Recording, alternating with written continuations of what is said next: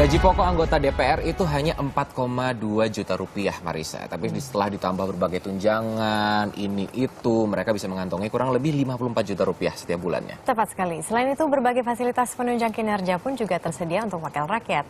Seperti contohnya salah satunya subsidi untuk membeli mobil sebesar 116 juta rupiah.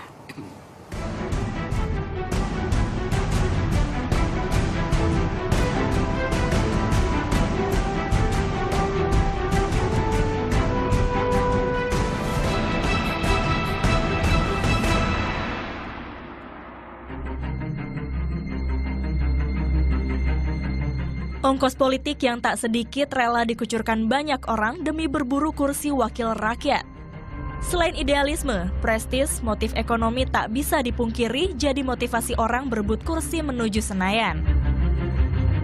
Lalu, berapa gaji dan apa saja fasilitas yang didapat oleh seorang legislator di DPR RI? Sebenarnya gaji anggota DPR hanya 4.200.000. Hanya 4.200.000 gaji pokoknya ya. Memang ada tunjangan-tunjangan lain. Tetapi tunjangan itu diberikan dalam kerangka untuk pelaksanaan tugas-tugas konstitusionalnya. Pelaksanaan tugas konstitusionalnya. Di samping itu juga ada diberikan anggaran ketika melakukan kunjungan kerja ke daerah. Seorang anggota DPR tidak mendapat fasilitas mobil dinas. Untuk mengganti biaya operasional selama bertugas, pemerintah menyiapkan subsidi sebesar 116 juta rupiah bagi seorang anggota per periode. Dengan subsidi tersebut, anggota dewan bebas membeli kendaraan apa saja untuk bertugas. Tetapi, biaya untuk perawatan kendaraan tidak lagi ditanggung oleh pemerintah. Setiap bulan, anggota DPR juga mendapatkan tunjangan, seperti tunjangan istri atau suami dan anak, uang sidang, tunjangan jabatan, dan tunjangan beras, sehingga pendapatan mereka berkisar antara 16 hingga 26 juta rupiah. Para wakil rakyat juga menerima honor lain setiap bulannya, seperti tunjangan kehormatan, tunjangan komunikasi intensif, tunjangan peningkatan fungsionalitas konstitusional dewan, hingga biaya penyerapan aspirasi masyarakat. Jumlah honorarium inilah yang meningkatkan pendapatan per bulan seorang anggota DPR hingga mencapai 54 juta rupiah. Sekretariat Jenderal menganggap jumlah tersebut dalam batas wajar. Namanya memang cukup besar, tetapi itu yang tadi saya sampaikan, bahwa uang itu digunakan untuk pelaksanaan tugas. Selain gaji dan tunjangan, seorang anggota DPR mendapatkan rumah jabatan di Kalibata dan Ulu Jami, Jakarta Selatan. Usai masa jabatan, seorang anggota dewan juga berhak mendapatkan uang pensiun sebesar Rp2.500.000.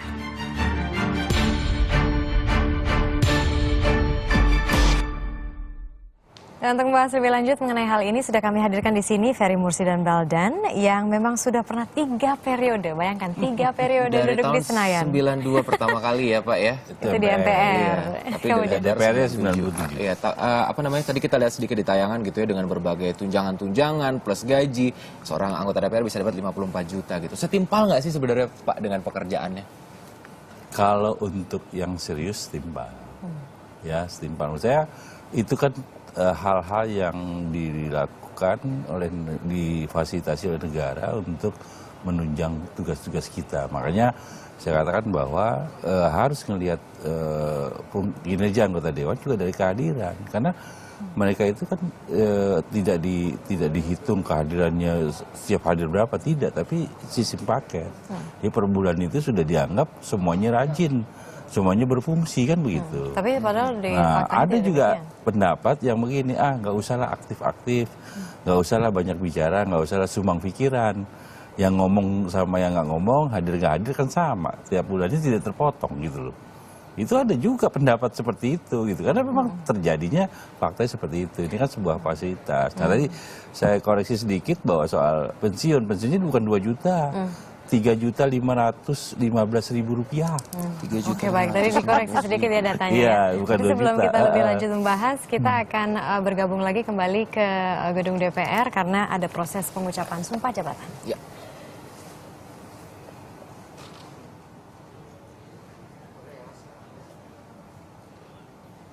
Pengucapan sumpah janji dipandu oleh Ketua Mahkamah Agung.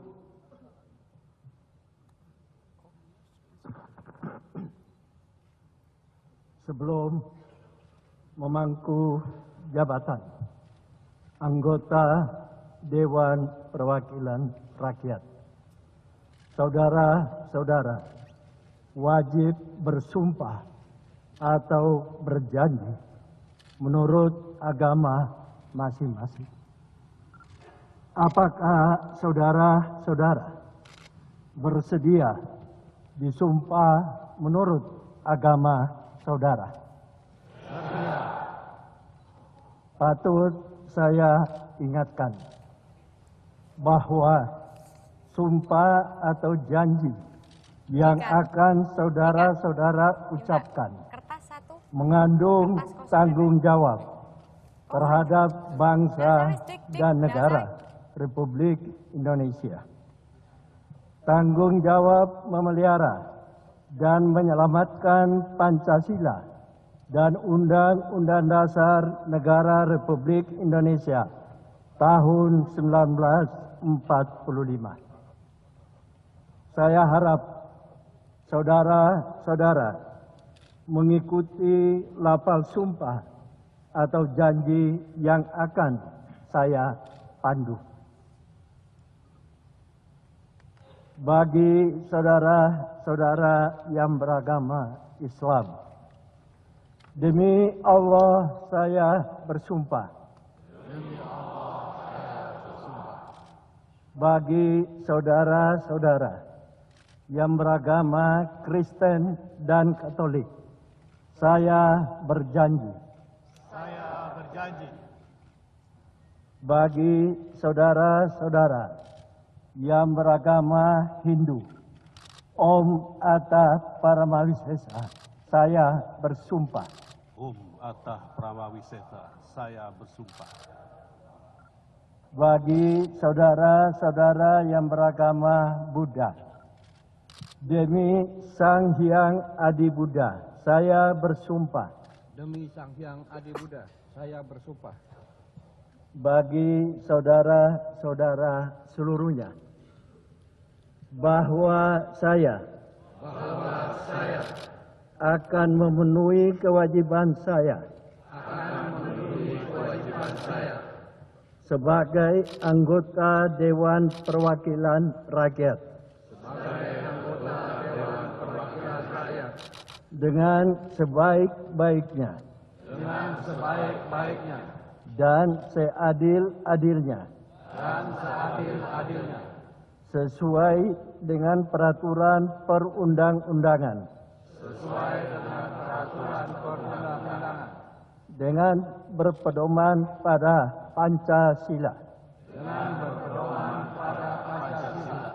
dan Undang-Undang Dasar Negara Republik Indonesia tahun 1945.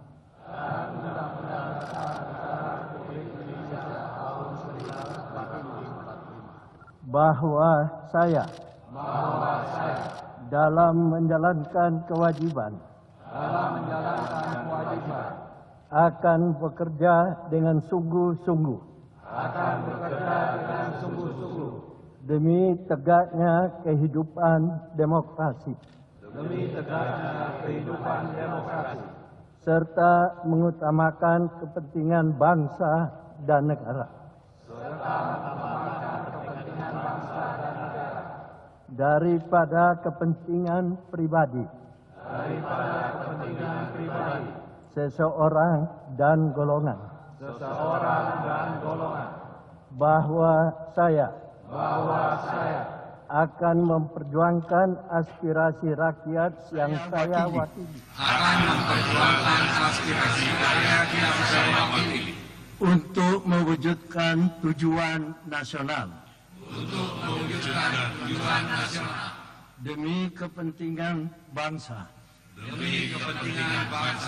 dan negara kesatuan Republik Indonesia. Bagi saudara-saudara yang beragama Kristen dan Katolik, semoga Tuhan menolong saya. Bagi saudara-saudara yang beragama Hindu, Om Santi Santi Santi Om. Om Santi Santi Santi Om. Bagi saudara-saudara yang beragama Buddha, Sadu Sadu Sadu. Sadu, sadu, sadu. Persiapan penanda tanganan berita acara sumpah janji secara simbolis.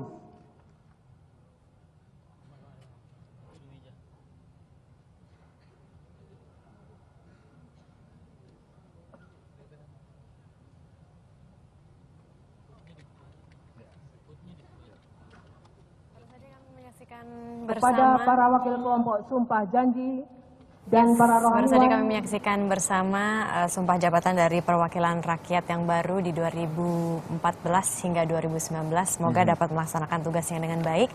Kalau tadi kita mau kembali lagi kan gajinya itu sekitar 50-an juta lah ya. Itu cukup ya? Nggak lebih nggak kurang toh? Sebetulnya sangat cukup. Kalau saya itu sangat cukup. Jadi makanya harusnya setiap anggota dewan ketika dia ingin berkompetisi menjadi itu tahu berapa honor yang akan dia terima, ya kan? Jadi dan dia bisa memperkirakan apakah kemudian dengan angka segitu dia bisa hidup normal atau tidak. Jadi menurut saya yang tidak boleh adalah nanti dia mungkin ada orang yang tadinya dengan 25 juta sebulan, begitu dia anggota dewan kan dia bertambah. Nah, kadang-kadang suka ada juga yang merubah lifestyle-nya. Lifestyle-nya jadi naik juga. Jadi kan kos per bulan jadi besar. Itu menurut saya menjadi terganggu. Jadi lebih besar lagi. Jadi menurut Anda itu yang menjadi sumber korupsi gitu? Nah, itu yang kadang-kadang ini. Makanya saya katakan kalau dengan angka yang sekian, itu belum lagi fasilitas di rumah. Ya kan, di rumah itu mebelirnya segala macam, TV, kulkas lengkap, itu AC, mau di rumah dinas, di rumah jabatannya, ya kan. Kemudian ya sekarang dengan uang muka sekitar 115-116 juta, ya kan, dengan kita punya per bulannya sekitar 52 di rekening kita, ya pasti bank juga mudah. Lalu apa yang menjadi kan, alasan kira-kira Bang Ferry, mengapa ada anggota-anggota yang akhirnya tersandung korupsi begitu? Apalagi sekarang kan kita sudah ada anggota-anggota baru nih yang memang menduduki 60% kursi-kursi DPR itu. Nah, ada nggak Bang Ferry sebagai orang yang sudah 3 periode ada di DPR, himbauan bagaimana cara menghindari diri mengikuti sistem yang tidak betul, yang akan berdampak pada yang akan nanti hasil akhirnya adalah korupsi? Ya, saya kira yang pertama adalah bahwa yang dia harus sadari bahwa jabatan anggota DPR itu adalah kehormatan. Ya kan, jadi kehormatan diri, kehormatan keluarganya dan sebagainya. Dan di sana saya kira dituntut sebagai sebuah tanggung jawab yang sangat luar biasa. Betapa banyak nasib orang akan sangat dipengaruhi oleh keputusan-keputusan yang diambil oleh lembaga yang dimana dia adalah salah satu anggotanya. Nah, kesadaran itu yang harus memulai. Dan yang ketiga adalah menurut saya juga harus disadari, dipatok bahwa saya memiliki kesempatan 5 tahun. Ya kan, jabatan ini akan berakhir. Jangan bayangkan ketika kita memulainya, tapi bayangkan 5 tahun ke depan saya akan mengakhiri ini, ya kan? Bagaimana hidup saya, bagaimana ini saya jika saya kemudian tidak mampu melakukan apa-apa. Itu kan menurut saya jadi sebuah renungan diri dulu. Jadi untuk tahu. Nah, kemudian di dalam melakukan melakukan tugas-tugasnya menurut saya banyak sekali kadang-kadang uang-uang yang bersumber dari sumber yang tidak jelas. Nah, jadi saya kira dia harus memiliki staf dalam hal ini sekretaris, ya kan, yang kuat, yang membantu mengawal, ya kan, tidak boleh membiarkan staf kita itu menerima. Jadi kalau dia terima ada titipan nih ya kan? Nah itu jangan diiyakan saja, harus tanya dari siapa, ya kan ininya apa, nah mana ininya. Kadang-kadang kan yang memberikan itu suka menghindar, udahlah pokoknya ada ini dari inilah, udah tahu lah Bapak. Nah, kayak gitu sering terjadi ya Pak ya?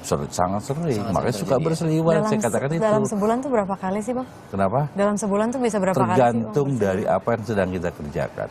Ya kan, baik undang-undang, kemudian juga ketika kita sedang memanggil pihak-pihak yang sedang bermasalah, misalnya dalam kaitan BUMN, dalam kaitan dengan perusahaan-perusahaan swasta, misalnya berkaitan dengan ya seperti yang kejadian ini banyak lah. Ya saya kira mereka menyampaikan misalnya soal mengadu mereka soal kehambatan mereka dalam pembebasan lahan dan sebagainya. Nah, itu biasanya banyak ya yang kemudian melakukan upaya-upaya seperti itu. Atau kemudian pihak-pihak yang ingin juga dimenangkan dalam beberapa tender. Ya kan, makanya itu yang masuk di dalam kebijakan pengambilan budget ya, budget. Jadi saya kira termasuk juga dalam proses registrasi banyak sekali gitu. Ya, kembali lagi dengan berbagai gaji, fasilitas, tunjangan yang sudah diterima oleh anggota DPR, dan kita masih melihat juga realitanya bagaimana masih banyak juga yang korupsi gitu ya. Faktor partai sendiri sebenarnya seperti apa sih Pak? Makanya saya katakan bahwa kan ada jangan itu ya? pernah memotong uang yang diterima anggota dewan, ya kan? Memang gede potongannya itu Pak? Ya, biasanya besar. Nah, memaks ada upaya paksaan, macam-macam, ada yang 5, ada yang 10, ada yang 20, segala macam. Bahkan katanya ada yang sampai 50% atau hampir mencapai 50% dari 52 yang diterima gitu ya. Nah, menurut saya kan harusnya tidak boleh dilakukan. Artinya partai itu jangan pernah memotong, karena biasanya ini kan fasilitas yang diberikan negara untuk mengoptimalkan kinerja dia sebagai anggota dewan. Ketika dari 52 dipotong saja 10, kata-kata 15 kan sudah berkurang. Ya kan, maka dia akan ada kepincangan. Nah, konyolnya tanda petik kemudian mencari keseimbangan, titik equilibrium baru kan gitu. Yang dikurangnya 15, ya kan, yang dicari tambahannya bisa 10 atau 100 kali lipat kan. Itu yang menurut saya jadi titik awal untuk korupsi. Kemudian partai tidak bisa melarang. Menurut saya jangan dipotong.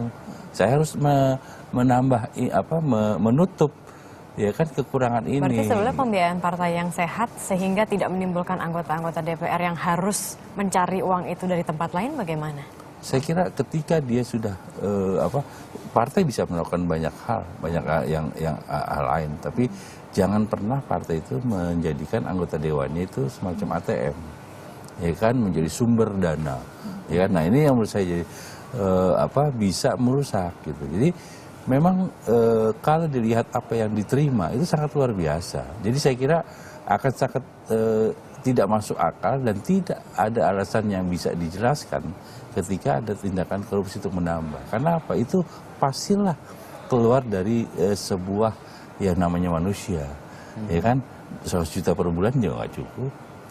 1 miliar per bulan bisa nggak cukup. Namanya kan itu soal kan kita pernah tahu ajaran kan bahwa kehausan kita tentang materi di dunia itu nggak pernah habisnya. Itu menurut saya. Jadi ketika kita terima itu menurut saya sangat luar biasa. Kita kemana-mana, saya kira fasilitasnya luar biasa, first class, naik pesawat pergi keluar ke bandara, gitu. Di check in kan, ada sama staff. Jadi menurut saya tinggal datang, duduk, segala macam, nggak banyak hal. Datang, duduk, dan melaksanakan tugas dengan baik. Iya, sebetulnya. Dilakukan sebenarnya. Iya. Baik. Sebelum kita lanjut lagi perbincangan ini, mungkin kita jeda dulu ya, Taufik. Betul, kita akan jeda dan nanti mungkin setelah jeda kita akan membahas mengenai selain gaji dan fasilitas yang lain, salah satu yang juga menggiurkan bagi anggota dewan itu adalah koneksi. Network. There you go. Tetaplah bersama kami di Suara Untuk Negeri.